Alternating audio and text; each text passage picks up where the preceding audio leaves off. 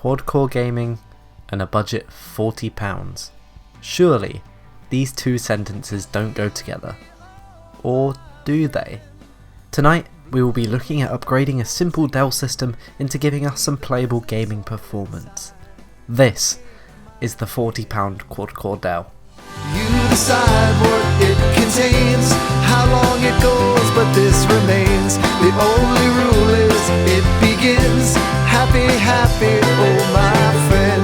You decide what it contains, how long it goes, but this remains. The only rule is... So every masterpiece needs a blank canvas, so where better to start than with this?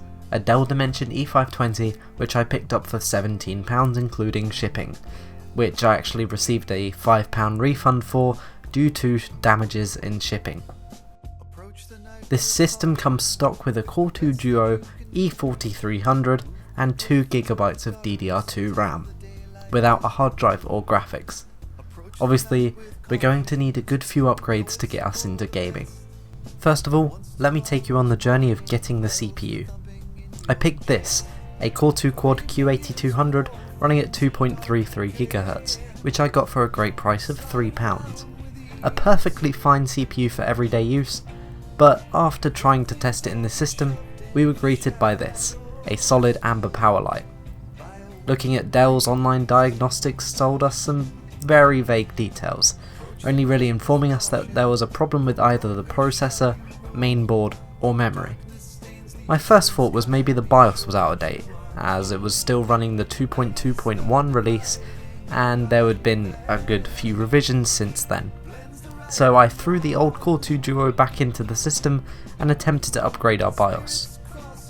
Windows 10 refused to do the task, so I had to put in another hard drive, install Windows XP, and then only there did the BIOS update work correctly. With everything updated, I put the Q8200 back in the system, excitedly turned it on, and unfortunately we were hit by the same problem. After searching for where I went wrong, I found only one article that actually helped me with what I'd done wrong.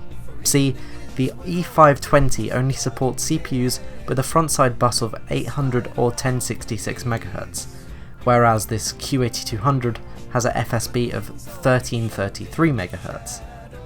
So, after hopping on eBay and getting a Q6600 for £6, which is actually an upgrade over the Q8200 due to the doubled cache, we're finally ready to get this thing going. To finalise the CPU experience, I added a Core 2 Quad sticker which I got for 75p, just to complete the look of the system and so we can brag to everyone about our absolutely earth-shattering specs. So now that the CPU journey is over with, we can move on to our RAM situation. We're going to keep the 2 gigs and add 2 more 2GB sticks, which cost me £1.50 each, to bring us to a total of 6GB of RAM. Our hard drive upgrade was pretty simple. I was given this 1TB Toshiba drive for free, so that's what I'm going to throw in there. And finally, the actual component that would determine our performance in games, the graphics card. For this, we had to ensure the card was low profile, to fit in the system properly, and also be short, so it didn't interfere with the CPU cooler. For this, we managed to pick up this, the GT640 for £20. It's not incredible, but with 1GB of GDDR5 VRAM, it's gonna be good enough for low to mid-range HD gaming. Now that the system is all complete and all the parts are fully installed, it's time to jump into our benchmarks and see how the system performs in games. First up in BeamNG Drive, it's clear that the system did struggle with higher speeds at the 1080p resolution and low settings, with noticeable stutters while driving.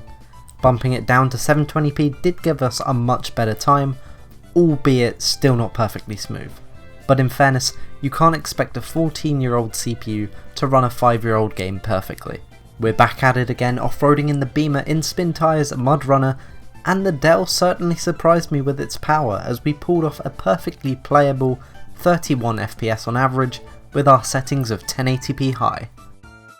Project Cars was once again pretty flawless, running at 1080p with low settings enabled, giving us 48 FPS on average and it was generally an enjoyable experience all around.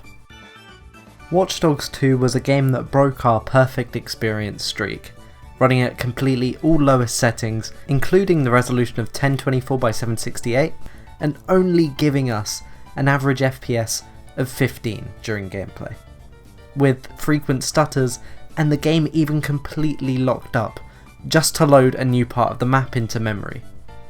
Fallout 4 was not too bad, running at a solid FPS of 29 on average, but with a few frame drops here and there, which sort of ruined the experience. Skyrim ran great with no performance issues whatsoever, running at 1080p high settings, and pulling off an average of 47 FPS.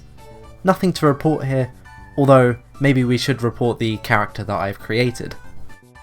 In Euro Truck Simulator 2, I really just wanted to crank all the settings to the max to see whether the system could handle it, and honestly, it handled it perfectly, running at 1080p ultra settings and pulling off an FPS on average of 32, which honestly may sound a little below playable, but honestly for a game like Euro Truck you really don't need any more.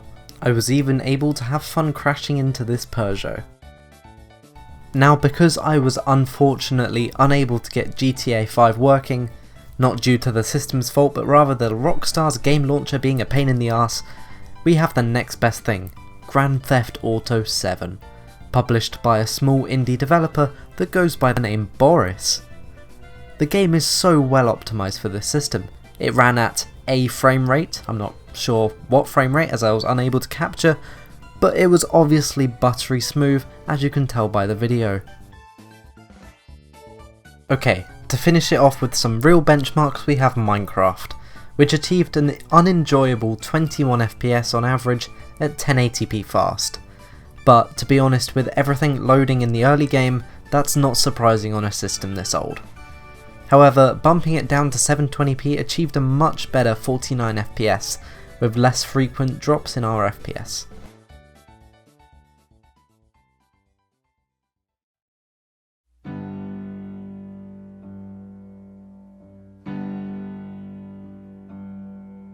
So, there you go.